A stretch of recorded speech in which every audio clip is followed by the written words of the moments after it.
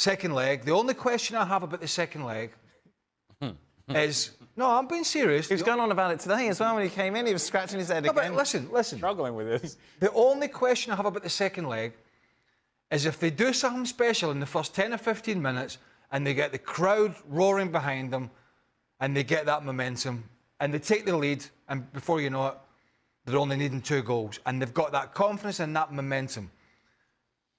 Can they keep a clean sheet at the other end? That is a humongous question. I don't know. I just don't know.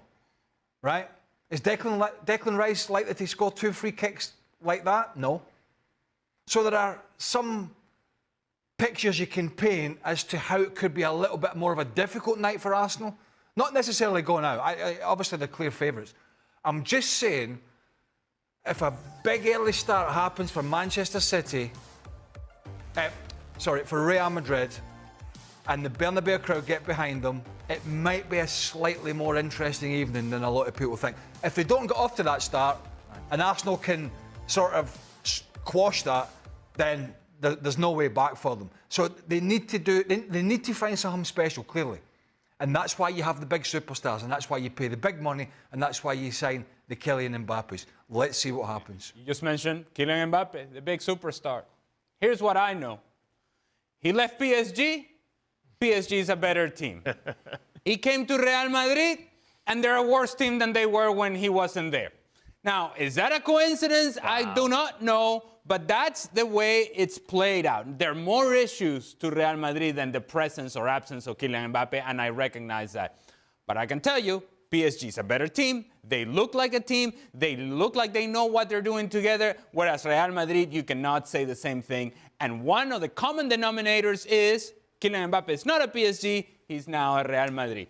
It's unfair maybe to say that, but the truth of the matter is he's the superstar and he has changed the dynamics at Real Madrid. Ali blaming the French, Frank. That's very nuts. It's not nice. You know what I think, Dan? You know what? Ali is absolutely right. The thing is, it's very hard to play with a superstar unless the superstar does the difference. You know, when Ronaldo was playing for Real Madrid, he wasn't defending, he wasn't running back. But every time he had the ball, he was doing something different. Messi at Barcelona never defended. But when he had the ball, he was doing something different and he was scoring goals and goals. And they both were scoring goals. Yesterday, Mbappe, we could have said anything. If in the one chance he had, he would have scored. It would have been 1-0 for Real Madrid. We would have a different explanations about his behavior and the way that he expressed himself on the field. Same thing for Vinicius Junior. It's always the same problem. It's what we were talking about Superstar at Paris Saint-Germain before with Messi, Neymar and Mbappe. If they don't make a difference, they're going to be criticized because we cut the team, the team in half and therefore it's not a team anymore.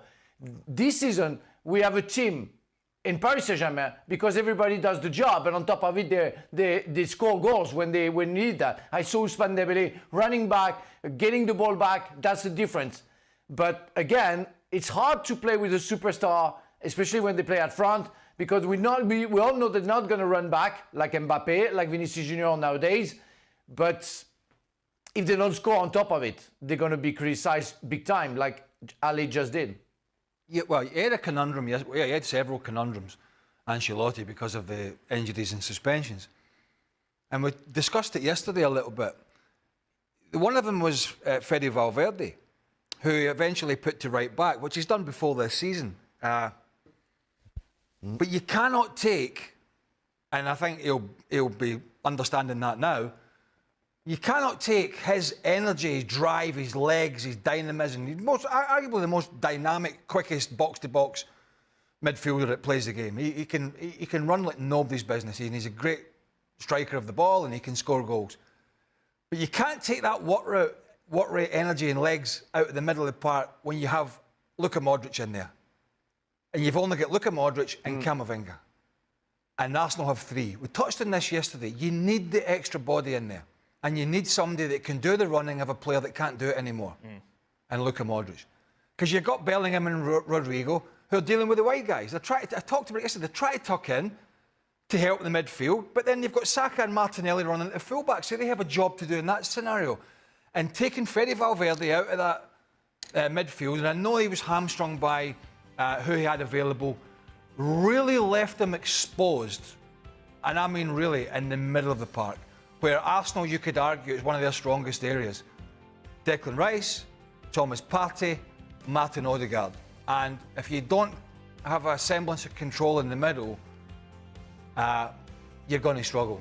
And that was a big part of the issue for Ancelotti. Again, he didn't have the biggest squad to pick from, so he did have these conundrums to deal with. But quite frankly, he got it wrong. Ian, your thoughts? Well, I've covered Real Madrid a lot this season, and we discussed it in the build of this game. They've been a shambles in a few games. They were, in that game, the 4-4 draw with Real Sociedad in the Copa del Rey. And there's a little bit of a feeling, I was thinking today, if you keep on walking along the edge of the cliff, pretty soon you're going to fall down into the rocks. And I think that's what happened to them last night. It was a pretty dreadful performance, really. Okay, I think one thing we need to add here, we've been talking a lot about Real Madrid. Arsenal were fantastic on the night. It was a great performance, I thought, one of the best in the Gunners' history. But going back to Real, yeah, Craig's right. I could see a scenario where they're on fire, Mbappe and Rodrigo and Vinicius and Bellingham, and they go 2 goals up in half an hour. Then you've got a completely different dynamic going on. But I'm a geeky commentator, so I'll give you a couple of stats. Arsenal conceded 3 goals in any match that they've played this season, and Real Madrid have conceded a goal in 12 of their last 13 home games. So Arsenal could nick one, and then Real Madrid are going to need 5. And then, even if they go through, you've got to then face PSG and then, goodness knows, in the final as well. Alex? Oh, negative. I'm just saying, and I'm leading into a very negative question now. Here we go. Is Ancelotti a dead man walking yet? Let's see what happens. Let's see what happens. It will be defined, as always, by the trophies or lack of trophies, and major trophies they have to be at the end of the season. So let's see if they are indeed knocked out of the Champions League at this stage. That will be viewed as not being good enough. In the Champions League, Real Madrid have to make the semi-finals minimum. A quarter-final exit is not good enough for the Kings of Europe. Let's see what happens in the Copa del Rey final. But like I say, winning the Copa del Rey on its own isn't enough, wouldn't be enough to save Ancelotti's job. And let's see what happens in La Liga, where they're second, trailing Barcelona, still a Clásico to come in the league in May. So as always, his future will be defined by the trophies. But I mean, the performance last night does him no favours. Ancelotti talked before the game in the presser. He was asked about, confidence in him, and he said the man who really counts, i.e., Florentino Perez, hasn't got tired of me yet.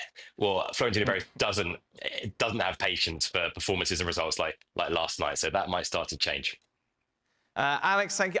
You were at the game, Alex, for us. I hope you were very objective, given your Arsenal ways. I felt like I was dreaming, honestly, Dan. It felt like a dream. In fact, I still think it might have been. Oh, dear, that's not a curry any favour with any Real Madrid fan. Dear me. Where's the objectivity? Alex, thank you very much. Much appreciated.